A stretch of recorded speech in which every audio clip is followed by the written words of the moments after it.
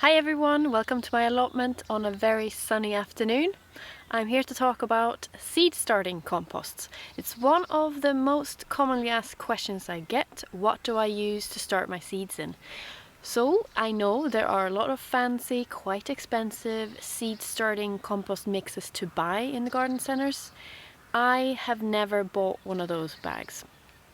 Partly because I never could afford them, and I found out through trial and error that doesn't really matter. You can just use your own mix.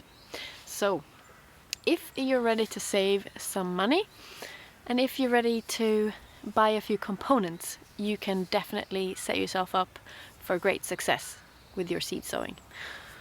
So how do I do it? Well, this is what it normally looks like, what I use for my seeds and for my seedlings.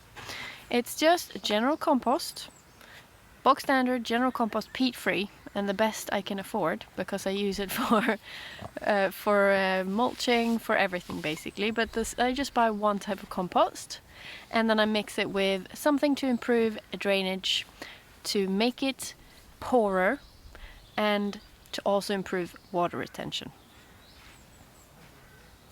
So the thing about seeds, they do not need rich compost to grow. They sort of only need a substrate. The seed itself already contains everything it needs for that initial grow, all the energy it needs. It does not need energy from the compost you provided. The seedling will require nutrients when they start growing, but from seed starting, it is not necessary. You can actually start your seeds in something called vermiculite or perlite, or maybe even sand, or on a sheet of cotton wool, right? They do not need the nutrients that come in compost.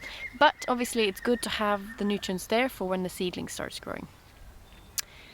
You can start your seeds in straight up compost, but there is a risk of them being too damp and causing something called dampening off, which is a fungus that grows on the surface of the compost and can kill off all your seedlings fairly quickly.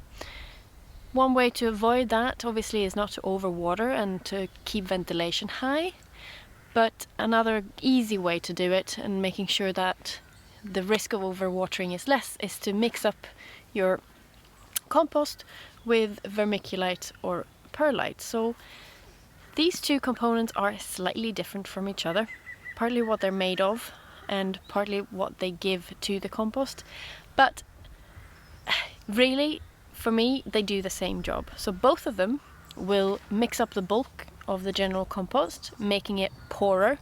Makes it less nutrient dense, which is good. It also adds in microporous structure, which partly holds water well and also adds in aeration into it.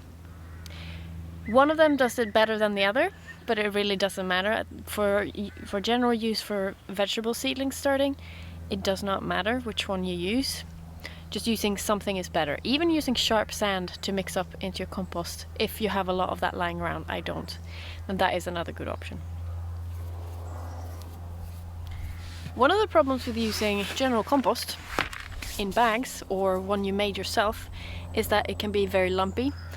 I don't really mind that, I just go ahead and sow my seeds anyway, but if this really bothers you, sieving it, maybe using a mushroom tray like this, is a fairly easy job. Just put it over your tray, put the compost in, and just sieve it into another tray, and then use that. If you can't find these, you can probably find these from your local grocer or somewhere like that. This one's got a hole in it, so maybe not the best one for sieving. So I bought a massive bag of vermiculite last season and I'm still using it. I've linked an affiliate link down below in the description for this specific one. I bought it through Amazon, which is where I buy most of my gardening stuff, and it really is the most convenient now since the start of the pandemic for me. I hope that was helpful to you. If you're new here, consider subscribing, it all really helps. If you want to know more what I get up to on my allotment, I'm running a weekly vlog project this year where every Friday I upload a vlog just showing what I've been up to that week. I'm hoping to show what it takes to keep an allotment through the year. So that's it for this time. I hope to see you soon.